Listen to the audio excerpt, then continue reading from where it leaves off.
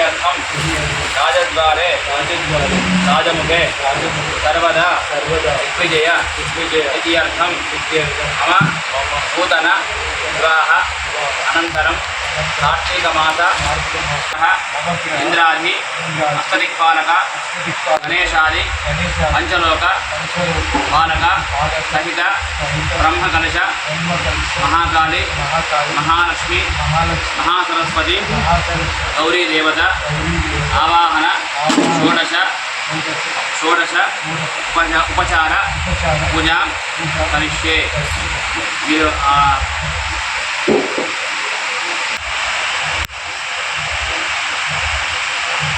कलितानाथनं करिष्ये कलितं गन्धपुष्प अक्षतैरभ्यर्च सरी पादं चुवंడి सरस्वती नवदेशं गावेरे गोदावरी सरस्वती नवदेशं गावेरे दाक्षिणवेदी देवतमे ध्यानतो कलशोदकेन पूजा द्रव्यान् संभव ओम अदोक्षराय नमः ओम नामसिंहाय नमः वज्राय नमः तस्य पत्नै नमो नमः ओम चन्द्राय नमः ओम अंगारकाय नमः ओम बुधाय नमः ओम रोस्मे नमः ओम शुक्राय नमः ओम राहवे नमः ओम केतवे नमः ओम इंद्राय नमः ओम अग्नये नमः ओम यमाय नमः ओम निरुतये नमः ओम वरुणाय नमः ओम वायवे नमः ओम कुबेराय नमः ओम ईशानाय नमः ओम उत्तरपुरुषाय नमः ओम पृथिव्यै नमः ओम दुर्गाय नमः ओम गणपतये नमः ओम क्षेत्रपालकाय नमः अभ्यन्तराय नमः ओम वास्तुपुरुषाय नमः ओम नमो नमः नानाविध परिमल पत्रपुष्प अक्षतानु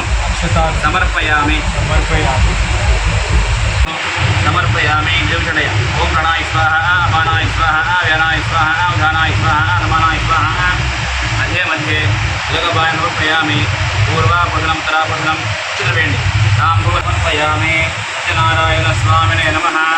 ओम हिरण्यपात्रं पदो पूर्णं ददाति मदर् एकधा ब्रह्मणमुपहरति एकदैवजमानः यस्तेजो ददाति। कर्पूराणानर नीराजनं दर्शयामि नीराजनानन्तरं शुद्ध आचमनीयं समर्पयामि नमस्करोमि। सत्यनारायण भगवान् सत्य भगवान् की प्रार्थన చేసుకోండి శ్రీరమణ గోవిందో ఉంటాయి 5 కథలు కూడా అసలు ఏ దాంట్లో ఎందుకు ఉంటాయి ఎవరెవరు చేశారు 5 కథలు ఏంటి విషయం అన్నీ చెప్తున్నాను వినండి। పూర్వము విష్ణుమూర్తి వారు వైకుంఠంలో శేషపాలపై పడుకుని ఉండగా నారదుడు మహర్షి వారు వచ్చి నారాయణ పరందేవ వాసుదేవ అంటూ ఆ యొక్క విష్ణుమూర్తి వారిని ధ్యానం చేసుకుంటూ వైకుంఠానికి వస్తాడు। కాగానే మరి ఏంటా ఇలా వచ్చామని చెప్పి అడుగుతాడు। స్వామి కలియుగంలో భూలోకంలో మానవులు చాలా కష్టాలు పడుతున్నారు, చాలా దుఃఖాలు అనుభవిస్తున్నారు, మరి కష్టాలు దుఃఖాలు పోవడానికి ఏదైనా మార్గం చెప్పండి స్వామి అని చెప్పి ఆ యొక్క విష్ణుమూర్తి వారిని ఈ యొక్క నారదుడు మహర్షి వారు అడుగుతాడు। ఆ స్వామివారు ఈ విధంగా సెలవిస్తాడు। మనకు మొత్తం కూడా యుగాలు 4 కృతయుగం త్రేతాయుగం ద్వాపరయుగం కలియుగం। ఈ 4 యుగాల్లో కూడా కృతయుగంలో ఈ యొక్క స్వామివారి అవతారాలు మనకు దర్శనమిస్తాయి। లక్ష్మీ నరసింహస్వామి అవతారం, వరాహ అవతారం, మత్స్యావతారం, కూర్మావతారం, వామనావతారం ఇలా దర్శనమిస్తూ ఉంటాయి। త్రేతాయుగంలో రామావతారం, ద్వాపరయుగంలో కృష్ణావతారం, కలియుగంలో ఈ యొక్క స్వామివారు శివేగా జన్మించిన తర్వాత 5000 సంవత్సరాలకి కలియుగం ప్రారంభమవుతుంది। ఇప్పుడు ప్రారంభం 5000 సంవత్సరాలు అయిందనమాట। కృష్ణుడు తన తనువు చాలించుకొని విష్ణుమూర్తిలో కలిసిపోయిన తర్వాత అప్పుడు కలియుగం ప్రారంభమవుతుంది। మరి ఈ కలియుగంలో ఎలాంటి ఇబ్బందులు రాకుండా ఉండాలంటే ఏం చేయాలి, ఏం చేసుకోవాలని చెప్పి అనగానే ముందుగా మనకు జన్మనిచ్చిన తల్లిదండ్రుల్ని సేవించుకోవాలి, అమ్మ నాన్నని ఇబ్బంది పెట్టకుండా చూసుకోవాలి। మనకు జన్మనిచ్చిన వాళ్ళే కాబట్టి మనం భూమి మీద రావడం కారణం వాళ్ళే, ముందు మనం చూసుకోవాలి। తర్వాత దేవుడు, అమ్మ నాన్న అయిపోయిన తర్వాత దేవుడు, దైవారాధన చేసుకోవాలట। మరి అన్ని వ్రతాల్లోకి వెళ్ళా ఈ యొక్క శ్రీ రమా సహిత వీర వెంకట స్వామి పూజా కార్యక్రమం చాలా విశేషమైనది। 365 రోజులు ఈ పూజా కార్యక్రమాన్ని ఎప్పుడైనా చేసుకోవచ్చు। కార్తీక మాసం కానీ, మాఘ మాసం కానీ, వైశాఖ మాసం కానీ, శ్రావణ మాసం కానీ ఇలా ఎప్పుడైనా ఈ పూజా కార్యక్రమాన్ని ఆచరించవచ్చు। కొత్తగా పెళ్ళైన వాళ్ళు చేసుకుంటారు, కొత్తగా ఇల్లు కట్టుకున్న వాళ్ళు ఈ పూజా కార్యక్రమాన్ని చేసుకుంటారు। కొందరు సంవత్సరానికి ఒకసారి, 6 మాసాలకు ఒకసారి, నెలకోసారి కూడా ఈ పూజా కార్యక్రమాన్ని చేసేవారు ఉన్నారు। ఎంతో విశేషమైన మాసం కార్తీక మాసం। ఈ కార్తీక మాసాన్ని వ్రతం చేసుకోవడం ఇంకా విశేషం। మరి ఈ పూజా కార్యక్రమాన్ని కొందరు వాళ్ళు ముక్తి కోసం, భక్తి కోసం, ఆరోగ్యపరంగా, ఆర్థిక పరంగా, సంతానం కోసం, వివాహం కోసం, ఉద్యోగం కోసం రకరకాలుగా ఈ పూజా కార్యక్రమాన్ని చేసుకునే వాళ్ళు ఉన్నారు। ముందుగా ఈ పూజా కార్యక్రమానికి తలారా స్నానం చేసి ఇల్లంతా శుభ్రం చేసుకుని మనం ఎక్కడైతే పూజా కార్యక్రమం చేస్తున్నామో అక్కడ శుభ్రంగా ఏర్పాటు చేసుకుని ముందుగా గణపతి పూజా కార్యక్రమాన్ని గౌరీ అమ్మవారి ఆవాహన, దిక్పాలకులు, నవగ్రహాలు, పంచలోక పాలకుల ఆవాహన, కలశ దేంతో కానీ తయారు చేసుకుంటారో నీళ్లు కానీ బియ్యం కానీ పోసి ఆ కలశాన్ని కూడా ఆవాహన చేసుకోవాలి. ఈ యొక్క స్వామివారికి అష్టోత్తర పూజ కూడా గావించి గోధుమ నూక అంటే రవ్వ కేసరి, ఈ స్వామివారికి రవ్వ కేసరి ఇష్టం. అన్నవరం మనం టెంపుల్కి వెళ్తే మనకు అదే ప్రసాదం ఇస్తారు. తిరుపతి లడ్డు ఇస్తారు, లడ్డు తిరుపతి అంటే అన్నవరంలో రవ్వ కేసరి విశేషం అనమాట. అది తయారు చేసి ఈ స్వామికి నివేదన చేయాలట. మరి పూజా కార్యక్రమాన్ని అందరూ కూడా చేసుకుని వారి వారి మనసులో ఏవైతే కోరుకున్నారో అన్నయ్య కూడా నెరవేర్చుకున్నారు. పూజా కార్యక్రమం తప్పకుండా కలియుగంలో చేసుకుంటే, ఈ కథలు వింటే తప్పకుండా కష్టాల దుఃఖాలు పోతాయని మనం స్వామి తెలియజేస్తున్నారు. మొదటి అధ్యాయంలో ఈ పూజ చేసుకోవాలి, ఎప్పుడు చేసుకోవాలి, అవసరమయ్యే సామాన్లు ఏమిటి, ఏ విధంగా ఉంటుందో తెలియజేస్తున్నారు. ద్వితీయోధ్యాయంలో ఒక బ్రాహ్మణుడు, ఒక కట్టరమ్ముకునేవాడు, వాళ్ళిద్దరు కూడా చేసుకుని ఎలాంటి ఫలితాలు పొందాలని ఉంటుంది. తృతీయోధ్యాయంలో ఒక మహారాజు గారు ఉంటారట, ఆ చేసుకుని ఎలాంటి ఫలితాలు పొందాలని ఉంటుంది. 4వ అధ్యాయంలో ఒక షావుకారు వైశ్యుడు ఉంటాడట, ఆయన చేసుకుని ఎలాంటి ఫలితాలు పొందాలని ఉంటుంది. 5వ చివరి అధ్యాయంలో మరొక మహారాజు గారు ఉంటారు, వేరే మహారాజు గారు, వారు చేసుకుని ఎలాంటి ఫలితాలు పొందాలని ఉంటుంది. అసలు వాళ్ళందరూ కూడా ఎందుకు చేసుకున్నారు, వాళ్ళు చేసి ఎలాంటి ఫలితాలు పొందారు అన్నీ కూడా సత్య భగవానికి వేసుకున్నాయా దాని కింద నీళ్ళు అంతే.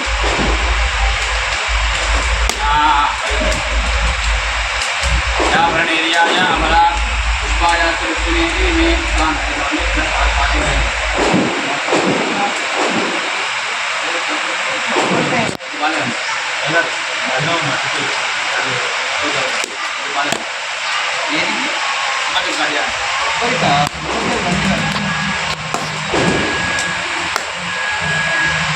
తాంబూలాది సర్వ ఉపచార పూజాం సమర్పయామి. మోసవేంద్రాయ మహనీయ గుణాత్మనే ఛత్రపతితనూజాయ వేదాంత వేదాయ మేఘశ్యామలమూర్తే పుణ్యామోహనరూపాయ పుణ్యశ్లోకాయ మంగళం కర్పూరానందమంగళ నీరాజనం దర్శయామి రక్షాధారయ స్వామి. ఏడుకొండలవాడ వెంకటరమణ గోవింద. సత్య భగవానికి జై. శ్రీరమణ గోవింద. చాలా మంత్రాలు నేర్చుకున్నాడు, కానీ పాపం ఆర్థిక పరిస్థితి బాగాలేకపోవడం వలన ఆ కాశీనగరంలో భిక్షాటన చేస్తూ భిక్షమెత్తుకుంటూ జీవిస్తూ ఉండేవాడు. కాశీనగరంలో అలా భిక్షాటన చేస్తూ వాళ్ళు వచ్చిన భిక్షతోనే వాళ్ళ అమ్మానాన్ని సేవించుకుంటూ ఉండేవాట. అయితే ఒకరోజు పాపం ఈ భిక్షాటనకి వెళ్తూ ఉండగా కళ్ళు తిరిగి కింద పడిపోతాడు. కింద పడిపోగానే ఈ యొక్క స్వామివారు సన్యాసి రూపంలో వచ్చి ఆ యొక్క బ్రాహ్మణ్ణి లేపి అడుగుతాడు, ఆయన ఎవరు నువ్వు, ఏంటి కింద పడిపోయావని చెప్పి. స్వామిని బ్రాహ్మణ్ణి తన మంత్రాలు నేర్చుకున్నాను, కానీ మా ఆర్థిక పరిస్థితి బాగాలేకపోవడం వలన ఇలా భిక్షాటన చేస్తూ జీవితాన్ని గడుపుతున్నాను స్వామి అని చెప్పి చెప్తాడు. అలాగా మరి మా కష్టాలు దుఃఖాలు పోయే మార్గం చెప్పండి స్వామి, ఏదైనా పూజ చేసుకోవాలా, ఏమైనా దాన ధర్మాలు చేయాలా చెప్పండి స్వామి అని చెప్పి చెప్పగానే ఆయన ఆ స్వామి అంటాడు ఈ యొక్క బ్రాహ్మణుడితో, కలియుగంలో శ్రీహరి అవతారంలో విష్ణుమూర్తి వారు కొలువై ఉన్నారు. మీరు పూజా కార్యక్రమాలు చేసుకుంటే తప్పకుండా మీ మనసులో ఏవైతే బాధలు ఉంటాయో అవన్నీ కూడా తొలగిపోయి చక్కగా ఉంటారని చెప్పి తెలియజేస్తాడు. అలాగా అండి, మరి ఈ పూజా కార్యక్రమాన్ని ఎలా చేసుకోవాలి, ఎప్పుడు చేసుకోవాలి, అవసరమయ్యే సామాన్లు ఏమిటని చెప్పి అన్ని కూడా విషయాలు తెలియజేస్తాడు. సరే చెప్పి అక్కడి నుంచి నేను వెళ్ళొస్తానని చెప్పి ఆ యొక్క సన్యాసి ఈ యొక్క బ్రాహ్మణుడితో అంటాడు. సరే అని చెప్పి వెళ్ళిపోతుంటాడు, ఈయన కూడా వెళ్ళిపోతుంటాడు. సందేహం వచ్చి మళ్ళీ వెనక్కి తిరిగి చూసుకోగానే అక్కడ ఎవరో కూడా కనపడరు. ఆ బ్రాహ్మణుడు అనుకుంటాడు, నాతో ఇప్పటి వరకు మాట్లాడింది ఎవరో కాదు, సాక్షాత్తు ఆ యొక్క విష్ణుమూర్తి స్వామి అని చెప్పి గ్రహించి నేను తప్పకుండా ఈ పూజా కార్యక్రమం చేసుకుంటా అని చెప్పి సంకల్పం చేసుకుని మరుసటి రోజు భిక్షాటనకి వెళ్ళి ఆ రోజు భిక్షాటన చేయగా ఆ రోజు కాస్త బియ్యము డబ్బులు వస్తాయి. వాటితో చక్కగా బ్రాహ్మణ్ణి పిలుచుకొని ఈ యొక్క బ్రాహ్మణుడు ఆ పూజా కార్యక్రమాలు చేసుకుంటాడు. చక్కగా పూజా కార్యక్రమాలు చేసుకుని కథ విని మనస్ఫూర్తిగా స్వామివారిని వేడుకుంటాడు. చక్కగా ఆ స్వామివారిని వేడుకొని ఆ యొక్క ఈ పూజా కార్యక్రమం మర్చిపోకుండా చేసుకుంటూ ఉంటాడు. బ్రాహ్మణుడు ఒక రోజు ఈ పూజా కార్యక్రమాలు చేసుకుంటూ ఉండగా కట్టమ్ముకునేవాడు ఆ దారిలో వెళ్తూ కిటికీలను చూసి ఇదే విధంగా పూజా జరుగుతుండగా పూజ జరుగుతుంది కదా తర్వాత మండలం అని చెప్పి అక్కడ కూర్చుంటాడు. కూర్చొని అక్కడ ఆ స్వామివారి పదంతా చూస్తూ ఉంటాడు. పూజ అంతా అయిపోయిన తర్వాత అప్పుడు ఆ బ్రాహ్మణుడు అడుగుతాడు, స్వామి ఏంటండి పూజ అని చెప్పి ఒక కట్టమ్ముకునేవాడికి ఆ బ్రాహ్మణ ప్రసాదాన్ని స్వీకరించి అప్పుడు అడుగుతాడు ఆ యొక్క బ్రాహ్మణ్ణి, ఏంటండి ఎందుకోసం ఈ పూజా కార్యక్రమం చేశారండి అని చెప్పి. ఆయన మీ బ్రాహ్మణ్ణి చాలా మంత్రాలు నేర్చుకున్నాను, కానీ నా ఆర్థిక పరిస్థితి బాగాలేకపోవడం వలన కాశీనగరంలో భిక్షాటన చేస్తూ జీవితాన్ని గడుపుతూ ఉండేవాడిని చెప్పి చెప్తాడు.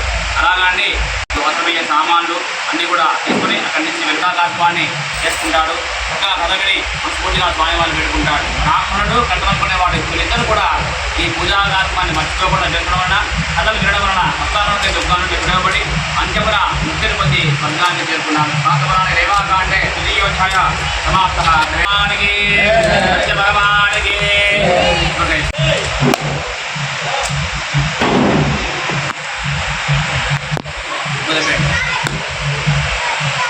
भरणीर्याय फलापुष्पाय सविस्मृतिः बृहस्पति ताम्बूलादि सर्वोपचारपूजा समर्पयामि। मोहनरूपाय पुण्यश्लोकाय मङ्गलमो सत्यनारायण भगवान् की जय।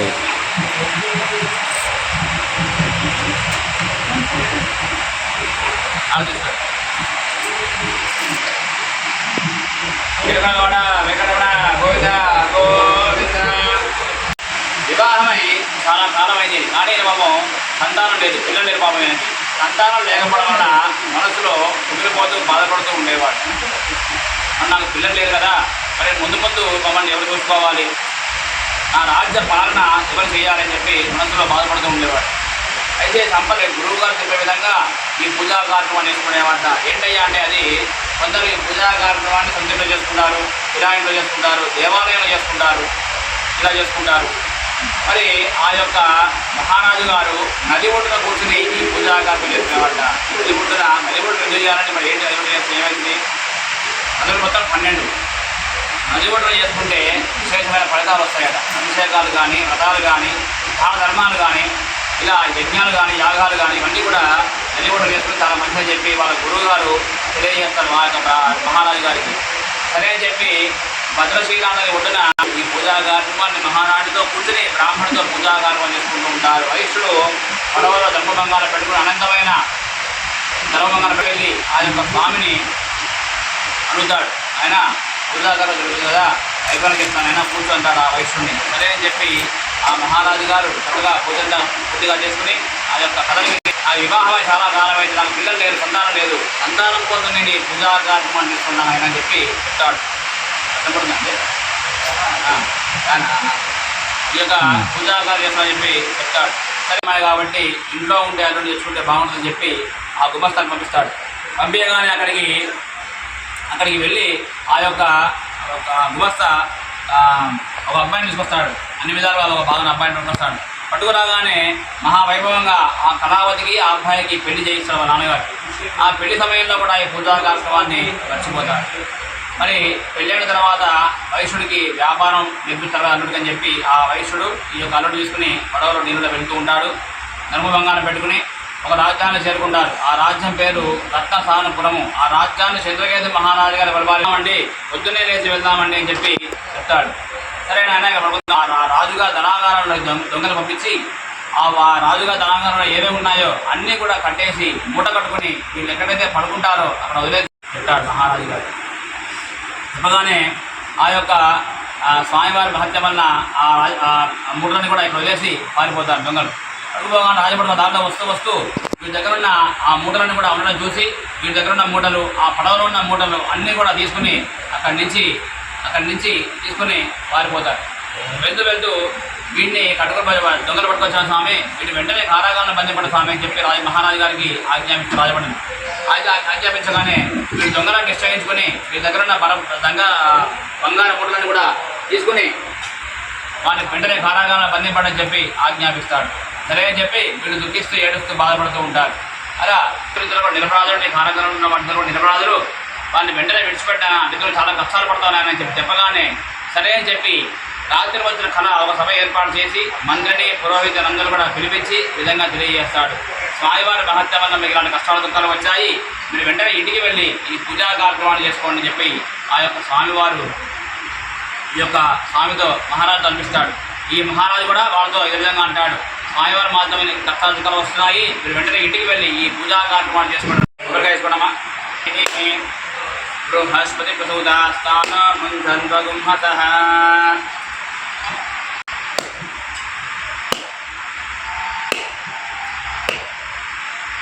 మంగళం కౌసలేంద్రాయ మహనీయ గుణాత్మనే చక్రవర్తనోషాయ సార్వభౌమాయ మంగళం వేద వేదాంత వేదాయ మేఘశ్యామనమూర్తయే ఇంసాం మోహనరూపాయ పుణ్యశ్లోకాయ మంగళరామ జింబవ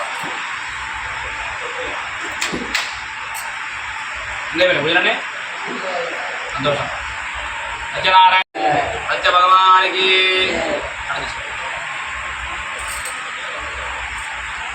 శ్రీరమారమణ గోవిందో.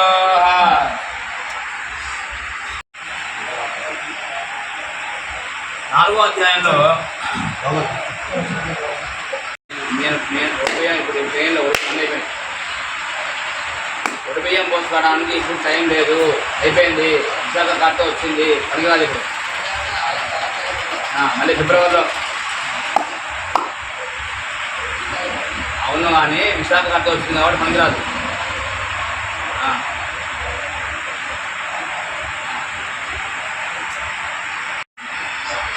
వ్యానోధార సమాన తాంబూలాది సర్వ ఉపచార పూజా సమర్పయామి. రాష్ట్రశ్రుకేతయ మాసగం సజామసి హిరణ్యపాత్రం మదవ్యవసానేతి ఉపహరతి ఏకదైవ యమానః యస్లేధో దదాతి.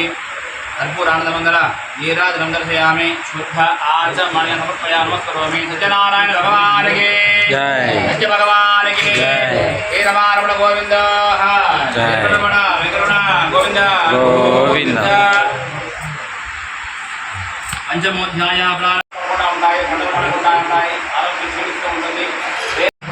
ఏంటి నాకు ఎందుకు అని చెప్పి ఒక రోజు అనుకుంటాడు మహారాజు గారు. నేను జంతువుల్ని వేటాడి తిరిగి ఇంటికి వస్తుండగా గొల్లవాళ్ళు యాదరాజు గారికి ఈ వాళ్ళతో పాటు ఈ మహారాజు గారు కూర్చుని పూజా కార్యక్రమాలు చేసుకుంటూ కష్టాల నుండి దుఃఖాల నుండి విడవబడి మన జీవితం అంతా కూడా దేవుడి సేవకి అంకితం చేసి ముక్తిని పొంది ఆ యొక్క మహారాజు గారు ఈ యొక్క పూజా కార్యక్రమాన్ని ఎవరైతే వారి వారి శక్తిని బట్టి ఆచరించుకుంటారో, ఎవరైతే కథలు వింటారో వారి కష్టాలు దుఃఖాలను కూడా తొలగిపోయి సుఖంగా ఆనందంగా ఉండాలని మన స్వామి వారు తెలియజేస్తున్నారు.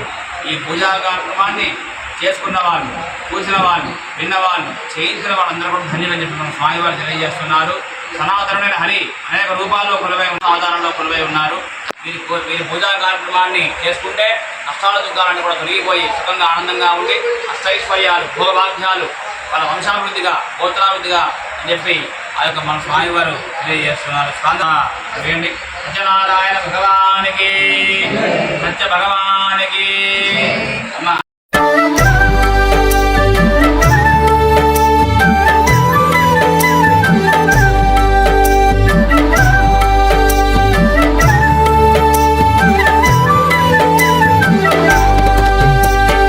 అదిగో అదిగో హరితేజము అన్నవరము ఆగిరి క్షేత్రము రమా సహితుడై వసించే రత్నగిరులైల భాసించే మేరు తనయుడు ముచ్చటగా నిను మోపున మోయగ మనసు పడి తపమును చేసెను తనువు పడి వరమై వెలిగెను రత్నగిరి.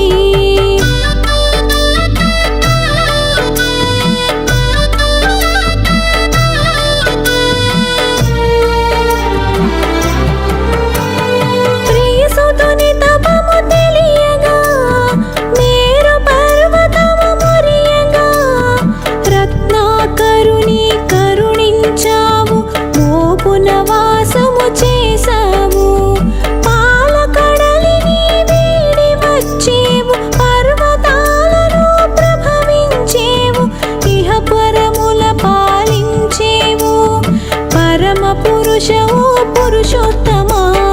నారాయణ సత్యనారాయణ శ్రీ సత్యదేవా నారాయణ. అపానాయ స్వాహ, ధ్యానాయ స్వాహ, ఉదానాయ స్వాహ, సమానాయ స్వాహ. మధ్య మధ్య ఉదకపానీయ సమర్పయామి. పూర్వా భోజన సమర్పయామి. ఉత్తరా భోజన సమర్పయామి. హస్తముఖ పాదబ్రష అక్షరవేడు.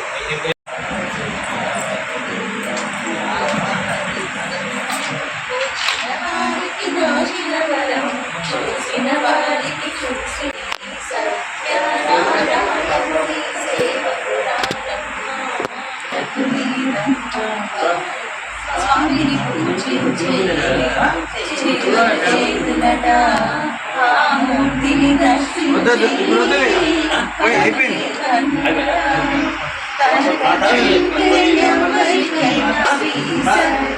సత్యనారాయణుని సేవకురారమ్మా స్వామిని కొలిచి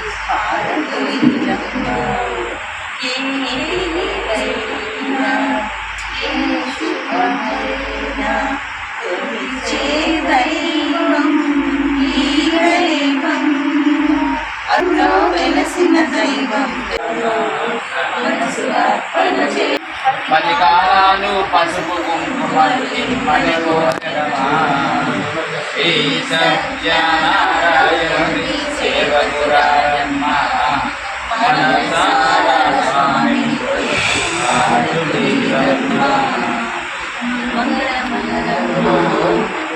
మంగళమనరమ్మ కరములు జోడి శ్రీనందన మనరోజి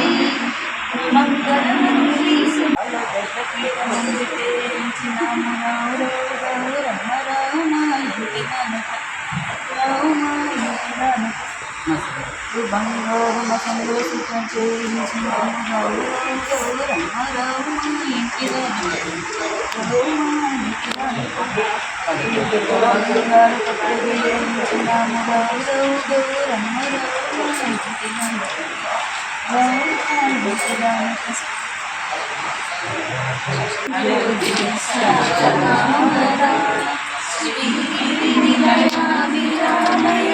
సర్వమంగళ శ్రీ లలిత శివజ్యోతి సర్వకామద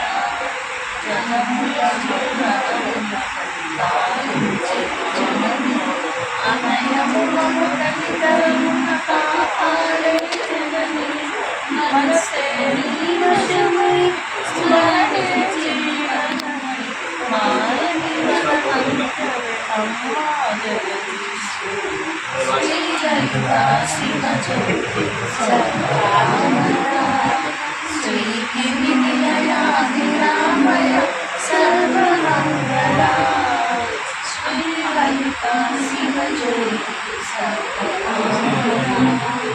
అందరికన్నా చక్కని తల్లికి సూర్యహారతి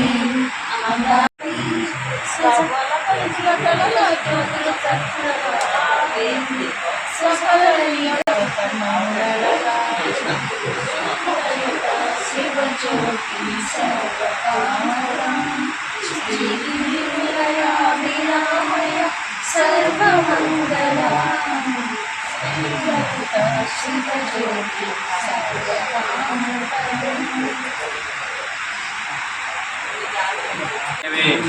నారాయణ నమోస్తుతే సత్యనారాయణ స్వామి నమః మంగళనీరాజనం దర్శయామి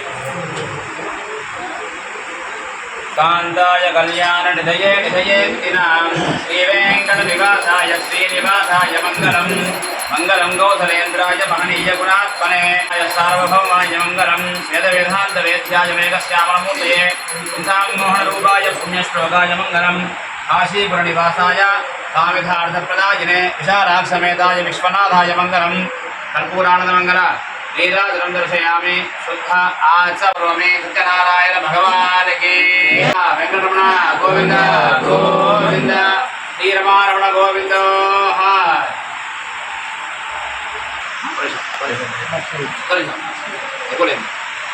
తీసుకోండి ఓం అదైన యజ్ఞాయ స్వాహ ప్రతిష్ట ఏ స్వాహేదే నారాయణాయ విద్మహే వాసుదేవాయ ధీమహి తన్నో విష్ణు ప్రచోదయాత్ మహాదేవ్యై ధీమహి తన్నో లక్ష్మీ ప్రచోదయాత్ యాని కాని పాపాని జన్మాని సుకృతాని శాతాని దాని ప్రదక్షంతి పదే పదే పాపోహం పాపకర్మాణం పాపాత్ పాపసం భవాత్ రాహిమాన్ కృపయాదేవ శరణాగత వత్సలాయ దాసనం నాస్తి త్వామేవ శరణం మమానండి అస్మాత్ కారుణ్య భావేణ రక్షరక్షో శ్రీ రమాసహిత వీరవెంకట సత్యనారాయణ స్వామినే నమో నమః.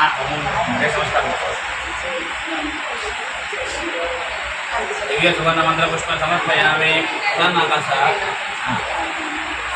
పంచపల్లి సంపూర్ణ అనుగ్రహ సిద్ధిరస్తు. సార్ మీ ఇద్దరు కలిసి కలిసండి ఈ పక్కన యజ్ఞాన యజ్ఞమంచ దేవాః స్వామి పటంగా చేయండి. దేహనాగం మహిమాన స్వయంత్ర పూర్వే సాధ్యాసం దేవాః. అక్కడ గౌరవం గెలిచండి. ఆ పుష్పం తీసుకుని ఒకటి అక్కడ గౌరవం ఇది అందులో అలా కనుక మాకు ఇచ్చేయండి. అలా పెట్టుకోండి. యథాస్థానం ప్రవేశయామి శోభనార్థే పునః ఆగమనాయ నారాయణ వేద పారాయణ శ్రీ విష్ణు తేజ నారాయణ. శ్రావణ మాసం శోభను కూర్చి శుక్ల విధియ శుద్ధమాయను. ముఖ నక్షత్ర ముఖము విరిసెను ఒక జాబిలి తీరుగా మెరిసేను. స్థల నిర్ణయం నువ్వు చేశావు స్వప్నంలో అది చూపావు. ఇద్దరు ఒకటే చూడగా చేసి ఇద్దరు మాటను కలిపావు. నారాయణ సత్యనారాయణ శ్రీ సత్యదేవ నారాయణ. నారాయణ వేద పారాయణ శ్రీ విష్ణు తేజ నారాయణ.